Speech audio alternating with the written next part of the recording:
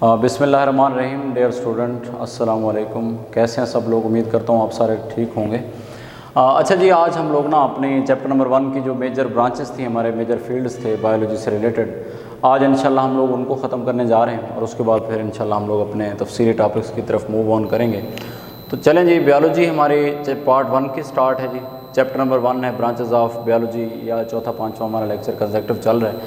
तो आज 4-5 हमारी जो ब्रांचेस हैं वो आज हमने इस लेक्चर के अंदर डिस्कस करके हमने अपने इस टॉपिक को जो है वो क्लोज़ कर देना है और उसके बाद इंशाल्लाह हम फिर नेक्स्ट मूव करेंगे।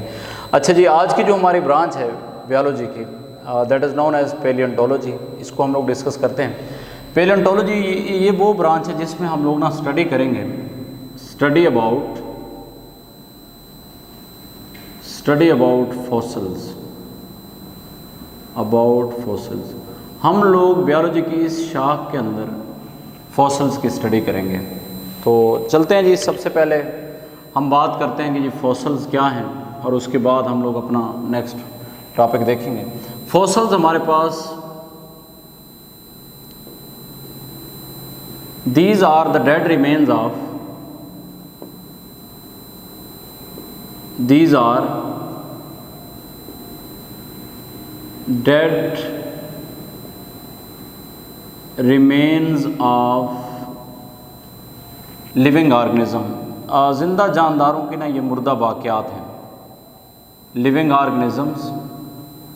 उसमें दोनों तरह के ऑर्गेनिज़म्स आ जाएंगे आपके। प्लांट्स की ये डेड रिमेन्स हो सकती हैं, या फिर एनिमल्स की हो सकती हैं, या फिर माइक्रोब्स वगैरह के अगर वो प्रिजर्व हो जाएं तो। उसके बाद दूसरा जो पॉइंट है, these are the dead remains of living organism and their impressions, या फिर इनके निशानात हो सकते हैं, इम्प्रेशंस हो सकते हैं जी, निशानात। Which are preserved in the rocks, which are preserved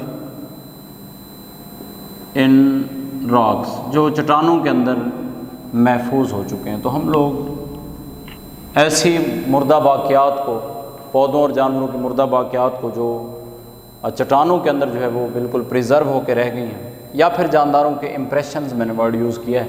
impression का मतलब होता है निशानात। तो इन पौधों और जानवरों की, जानदारों की मुर्दा बाक़ियात को या फिर उनके निशानात को जो कि महफूज होकर रह गए उन चट्टानों के अंदर कई हज़ार सालों के बाद, तो इन हम लोग प्रिजर्व मटेरियल को हम लोग नाम देते हैं, these are known as the fossil. तो पेलियोंटोलॉजी जो है, याद रखिएगा, it is a study of fossils. मतलब हम लोग यहाँ पे पेलियोंटोलॉजी के अंदर फॉसल्स की स्टडी करेंगे। अब आते हैं कि हम लोग किन किन फॉसल्स की स्टडी करेंगे। अगर हम लोग पेलियोंटोलॉजी की टाइप्स की बात करें तो हमारे पास जी 2 टाइप्स हैं। नंबर 1 पेलियोबॉटनी और सेकंड हमारे पास है पेलियोजोलॉजी। पेलियोबॉटनी है और सेकंड हमारे पास है पेलियोजोलॉजी। अब नाम से ज़ाहिर है, पेलियोजोलॉजी, कि अगर हम लोग स्टडी कर रहे हो जी प्लांट्स के फॉसल्स की, प्लांट्स फॉसल की अगर हम लोग स्टडी करें तो ये हम लोग डिस्कस करेंगे पेलियोबॉटनी के अंदर। और इसी तरह अगर हम लोग एनिमल के फॉसल्स की स्टडी करें, एनिमल फॉसल्स की अगर हम लोग स्टडी करें तो ये हमारे पास डिस्कस होंगे कहाँ पे? पेलियोजोलॉजी के अंदर। तो ये 2 टाइप्स हैं। और पेलियोंटोलॉजी या फिर फॉसल्स की स्टडी करने वाले जो साइंटिस्ट हैं, हम उनको नाम देते हैं, दे आर नोन एज पेलियोंटोलॉजिस्ट। पेलियोंटोलॉजिस्ट मतलब ये वो लोग होंगे, पेलियोंटोलॉजिस्ट, जो फॉसल्स की स्टडी करते हैं। तो पेलियोंटोलॉजी के अंदर हमने स्टडी किया जी फॉसल को। फॉसल मैंने आपको बता दिए कि ये लिविंग ऑर्गेनिज्म की बाक़ियात हैं जो चट्टानों के अंदर प्रिजर्व होकर रह जाती हैं, महफूज होकर रह जाती हैं, या फिर उनके निशानात हैं जिनको हम फॉसल्स कहते हैं। उसके बाद 2 टाइप्स बताई मैंने आपको, पेलियोबॉटनी और सेकंड पेलियोजोलॉजी। पेलियोबॉटनी के अंदर आप प्लांट्स के फॉसल की स्टडी करेंगे और पेलियोजोलॉजी के अंदर आप लोग एनिमल के फॉसल्स की स्टडी करेंगे। उसके बाद नेक्स्ट हम लोग मूव करते हैं, हमारी जो नेक्स्ट आज की ब्रांच है जिसको हमने डिस्कस करना है, that is known as taxonomy.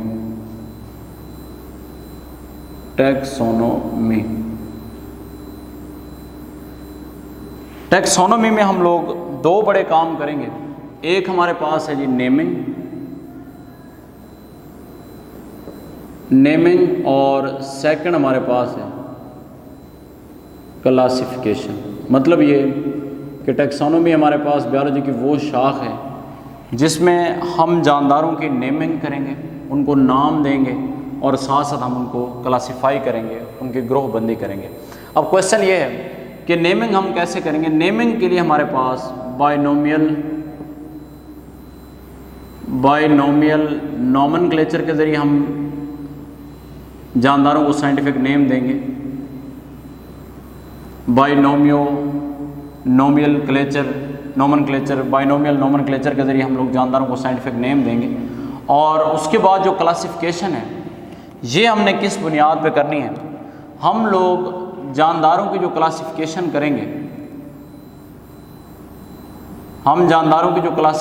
करेंगे, वो करेंगे on the basis of similarities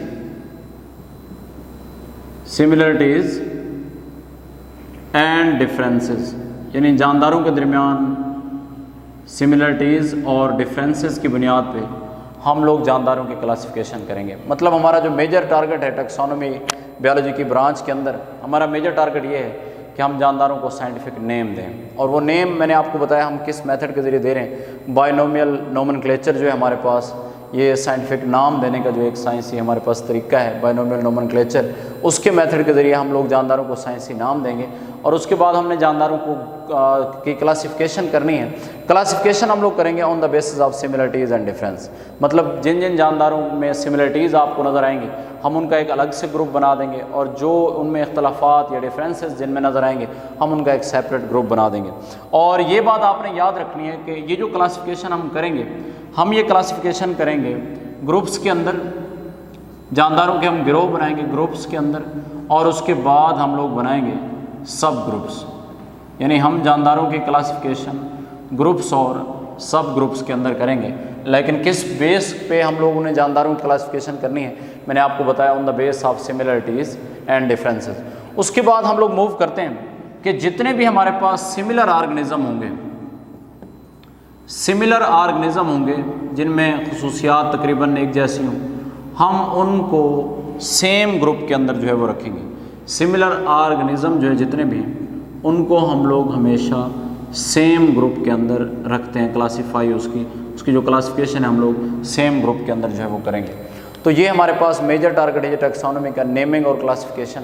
और बाइनोमियल नोमेनक्लेचर के मेथड के ज़रिए हम लोग साइंटिफिक नेम देंगे।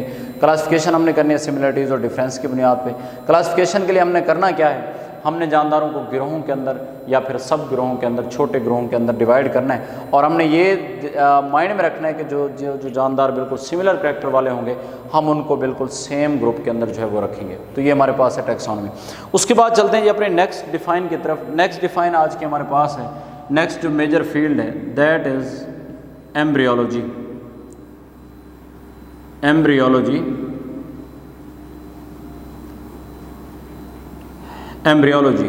ये हमारे पास थर्ड आज की मेजर फील्ड है। एम्ब्रियोलॉजी में हम लोग स्टडी करेंगे स्टडी ऑफ एम्ब्रियो।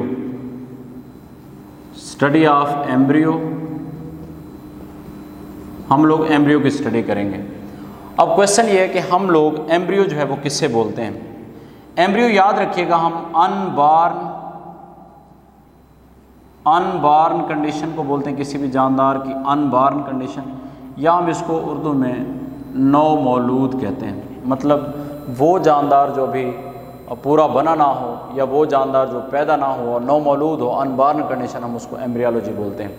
अब एम्ब्रियोलॉजी का जो प्रोसेस है ये स्टार्ट होता है स्टार्ट फ्रॉम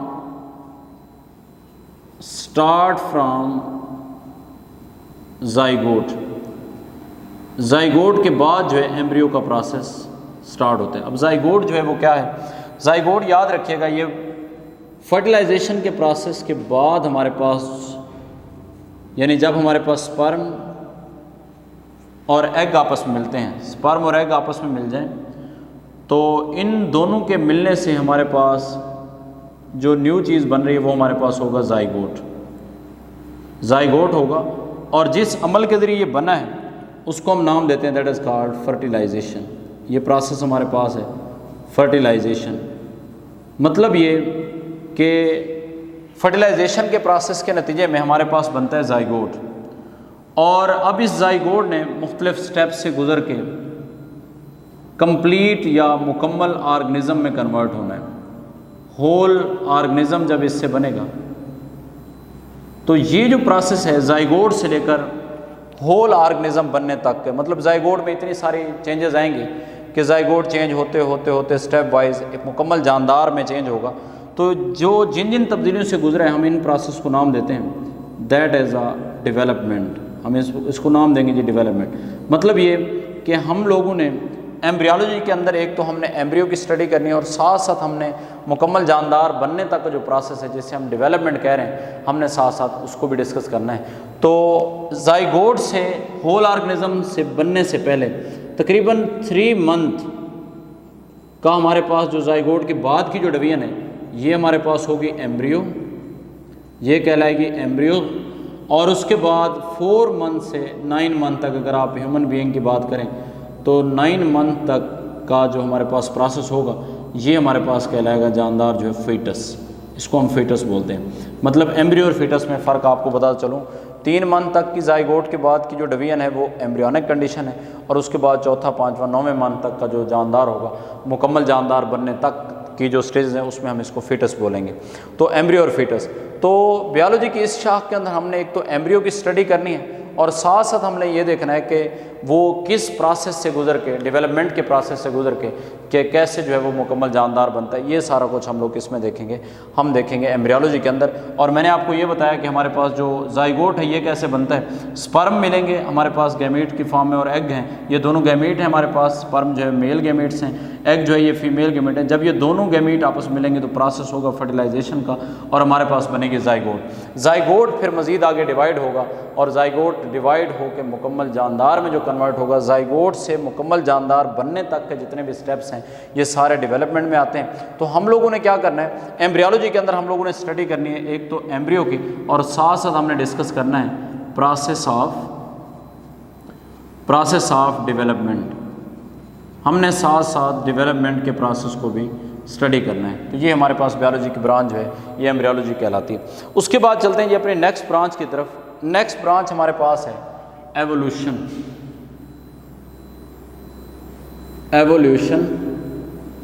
एवोल्यूशन का अगर हम लोग लफ्ज़ी मतलब देखें तो एवोल्यूशन हम लोग बोलते हैं इर्तिका को, या हम इसमें तब्दीली का वर्ड यूज़ करते हैं।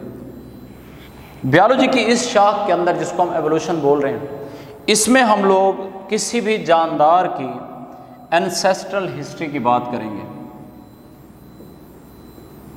एंसेस्ट्रल, हम जानदारों की एंसेस्ट्रल हिस्ट्री की बात, यानी उनके जो आबाओ अजदाद की जो तारीख़ है, उनके जो आबाओ अजदाद हैं हम उनके बारे में स्टडी करेंगे। एंसेस्ट्रल हिस्ट्री के बारे में हम लोग जानेंगे। और बायोलॉजी की इस शाख के अंदर जिसको हम एवोल्यूशन बोल रहे हैं इसमें हम ये देखेंगे कैसे कोई भी जानदार जो हैं वो सिंपल टू कम्प्लेक्स मूव करते हैं। सिंपल टू कम्प्लेक्स जो है ये कैसे मूव करते हैं। मतलब हमारे पास जो जानदार थे अकॉर्डिंग टू एवोल्यूशन वो इस कायनात में जो सबसे पहले है वो बिल्कुल सिंपल थे। ऐसा ऐसा जैसे जैसे इन्वायरमेंटल चेंजेस आती गई वैसे वैसे हमारे जानदार सिंपल से क्या होते गए, कम्प्लेक्स होते गए। तो बायोलॉजी की इस शाख में जिसको हम एवोल्यूशन बोल रहे हैं इसमें हम ये देखेंगे कि हमारी जो आबाओ अजदाद की तारीख़ है वो क्या है, कहाँ से हम लोग अराइज़ हुए, हमारा जो फाइलेटिक लाइनेज है, हमारा जो शजरा नस्ब है वो क्या था। और उसमें जो जानदार थे वो ये देखने में नज़र आएंगे कि सबसे पहले वो सिंपल थे और आहिस्ता आहिस्ता माहौलियाती तब्दीलियों के पेश नज़र वो जानदार भी क्या होते गए, कम्प्लेक्स होते गए। तो ये सारा कुछ हम लोग किस में देखेंगे, एवोल्यूशन के अंदर। उसके बाद आते हैं हम नेक्स्ट अपनी बायोलॉजी की ब्रांच के अंदर, that is known as human biology. Human biology के अंदर नाम से ज़ाहिर है हम इंसान के बारे में स्टडी करेंगे। ह्यूमन बायोलॉजी के अंदर हम ह्यूमन के बारे में स्टडी करेंगे। और ह्यूमन की हमने यहाँ पे किन किन चीज़ों को स्टडी करना है, हम लोग इंसान की ह्यूमन बायोलॉजी के अंदर फिजियोलॉजी को जो डिस्कस करेंगे, हम इंसान से रिलेटेड इंसान की हिस्टोलॉजी को डिस्कस करेंगे, हम इंसान की मार्फोलॉजी को डिस्कस करेंगे, मार्फोलॉजी को हम लोग यहाँ पे डिस्कस करेंगे, हम इंसान की एनाटमी को यहाँ पे डिस्कस करेंगे, हम इंसान की जेनेटिक्स की यहाँ पे बात करेंगे, जेनेटिक्स की हम बात करेंगे, हम इंसान की सेल बायोलॉजी की बात करेंगे। मतलब ये कि जितनी भी हमने ब्रांचेस पढ़ी हैं बायोलॉजी की, अगर हम उनको ह्यूमन बीइंग्स से रिलेटेड हम देखें, जैसा कि इकोलॉजी है, हम इन तमाम चीज़ों और इन तमाम ब्रांचेस को अगर ह्यूमन से रिलेटेड देखें, उसमें जेनेटिक्स हो गई, सेल बायोलॉजी हो गई, फिजियोलॉजी हो गई, हिस्टोलॉजी हो गई, मार्फोलॉजी हो गई, एनाटमी हो गई, जेनेटिक्स हो गई, ठीक है जी। उसके बाद ज़ूलॉजी हो गई, इकोलॉजी हो गई, इन्वायरमेंटल बायोलॉजी हो गई, ये जितनी भी बायोलॉजी की ब्रांचेस हमने पढ़ी हैं, अगर उन सब को हम इंसान से रिलेटेड पढ़ें, इंसान के मुतालिक जाके ये सारी चीज़ें देखें, तो ये कंसेप्ट हमारा किस में आएगा, ह्यूमन बायोलॉजी के अंदर आएगा। उसके बाद हम लोग मूव करते हैं, हमारी लास्ट आज की जो डिफ़ाइन है ये हमारे पास है जी biotechnology. Biotechnology very important, very important biotechnology की डिफ़ाइन।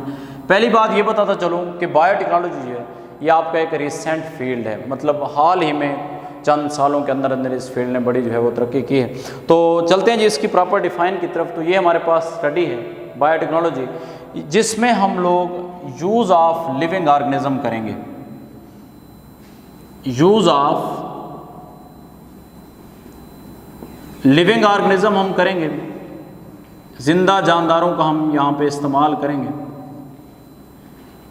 इन द प्रोसेस हम कोई भी प्रोसेस इस्तेमाल करेंगे या फिर हम इस्तेमाल करेंगे सिस्टम, हम कोई भी निज़ाम जो है उसका इस्तेमाल करेंगे। अब क्वेश्चन ये है कि बायोटेक्नोलॉजी के अंदर हमने ये प्रोसेस या ये सिस्टम जो है वो क्यों इस्तेमाल करना है। हमारा जो मेन टारगेट है वो ये है कि हम लोग ये सारे प्रोसेस, ये सारे सिस्टम हम लोग इस्तेमाल करते हैं in manufacturing industries, in manufacturing industries. हम मैन्युफैक्चरिंग इंडस्ट्रीज़ के अंदर ये सारा कुछ इस्तेमाल करेंगे और हमारा मेन टारगेट क्या है, हम ऐसी प्रोडक्ट्स बनाएंगे, हम ऐसी प्रोडक्ट्स बनाएंगे जो कि बेनिफिशियल होंगे फॉर मैनकाइंड, इंसानियत के फ़ायदे के लिए होंगे। मतलब ये कि बायोटेक्नोलॉजी का जो मेन टारगेट है वो ये है कि हम लोगों ने यहाँ पे लिविंग ऑर्गेनिज्म का इस्तेमाल करना है। और लिविंग ऑर्गेनिज्म स्पेशली हम लोग जो यहाँ पे यूज़ करेंगे, याद रखिएगा वो माइक्रोब्स का हम लोग ज़्यादा इस्तेमाल करते हैं और उन्हीं माइक्रोब्स को हम प्रोसेसेस से गुजार के, कुछ सिस्टम से गुजार के, हम लोग उन माइक्रो ऑर्गेनिज्म को या लिविंग ऑर्गेनिज्म को हम मैन्युफैक्चरिंग प्रोसेस में इस्तेमाल करते हैं, मैन्युफैक्चरिंग इंडस्ट्री में इस्तेमाल करते हैं, जिससे हम क्या बनाते हैं, मुख्तलिफ़ किस्म के प्रोडक्ट्स बनाते हैं। और वो प्रोडक्ट्स हमने बनाई क्यों, उनसे सारी की सारी इंसानियत को क्या होगा, फ़ायदा जाएगा।